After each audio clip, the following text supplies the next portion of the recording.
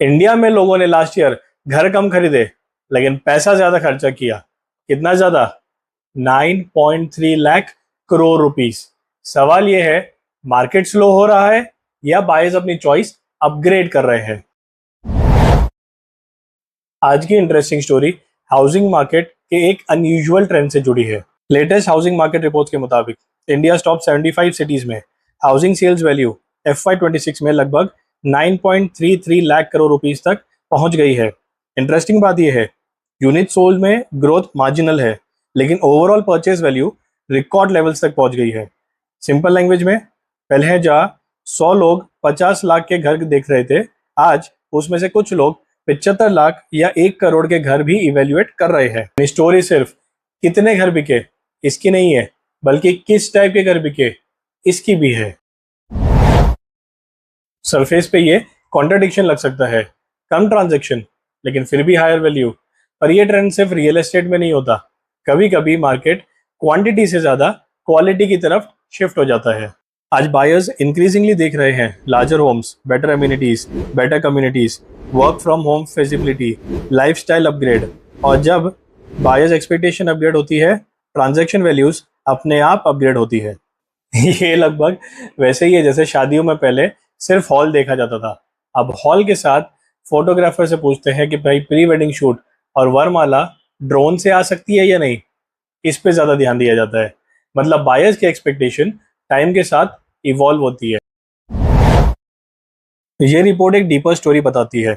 Indian housing demand सिर्फ ownership demand नहीं रही, लाइफस्टाइल डिमांड भी बन रही है। आज का बायर ऑफन कंपेयर करता है club house, open space, project density, view from the apartment, community, ecosystem और कनेक्टिविटी। यानी कंपटीशन अब सिर्फ प्रोजेक्ट के बीच नहीं रहा, लाइफस्टाइल के बीच भी हो चुका है। इसीलिए आजकल घर देखने जाते वक्त फ्लोर प्लान पे तो 5 मिनट बताएंगे, पर बैल्कनी से व्यू क्या मिल रहा है वो देखने के लिए हम 15 मिनट से ज्यादा बिता देते हैं। एक और रीजन ये है कि प्रॉपर्टी प्राइसेस पिछले कुछ सालों में कई शहरों में अप्रिशिएट भी हुए हैं। इसलिए even similar transaction volumes higher overall value create करती है। साथ ही प्रीमियम हाउसिंग सेगमेंट ने रीसेंट ईयर्स में स्ट्रॉन्ग डिमांड दिखाई है। यानी मार्केट का कंपोजिशन ग्रेजुअली चेंज हो रहा है, और कंपोजिशन चेंज हो तो हेडलाइंस में नंबर्स भी चेंज होते हैं। जैसे क्रिकेट के स्कोर कार्ड सिर्फ रन्स नहीं बताते, बल्कि प्लेयर का स्ट्राइक रेट भी बताते हैं, वैसे ही मार्केट के बढ़ते हुए नंबर्स रियल एस्टेट का भी स्ट्राइक रेट बताते हैं।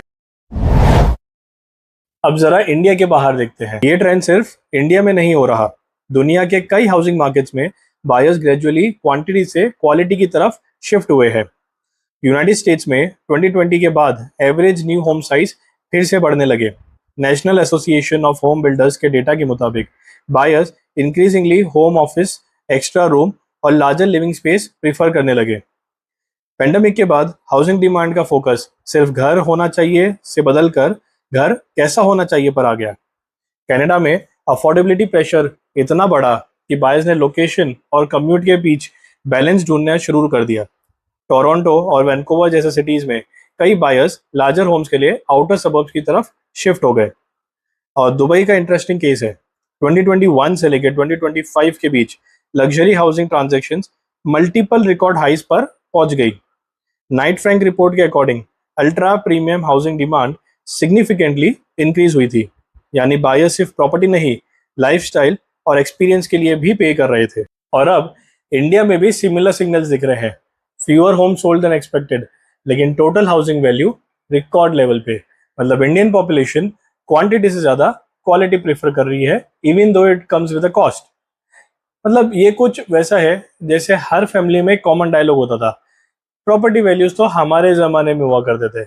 पर यू नो व्हाट, ये डायलॉग इस जनरेशन में भी चल रहा है और आगे वाली जनरेशन में भी चलता रहेगा, बिकॉज प्रॉपर्टी रेट्स बढ़ते ही जाएंगे।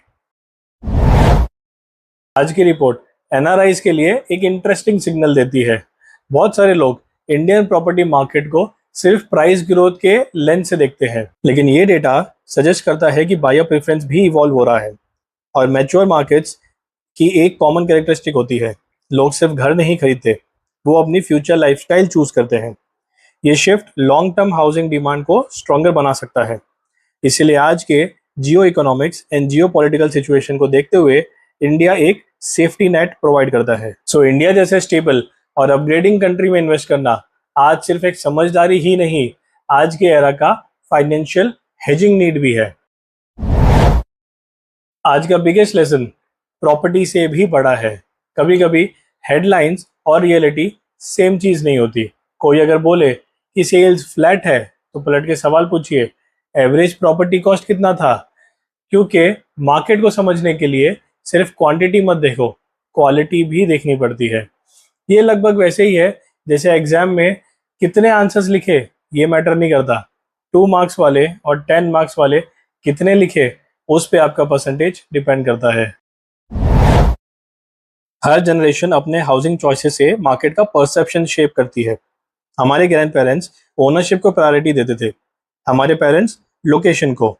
आज की जनरेशन इंक्रीजिंगली लाइफस्टाइल को इंपॉर्टेंस दे रही है, और जब एस्पिरेशंस इवॉल्व करते हैं तो सिटीज भी इवॉल्व करती है। और शायद इसीलिए कभी कभी हाउसिंग मार्केट के नंबर्स इकोनॉमी से ज्यादा सोसाइटी के बारे में बता देती है।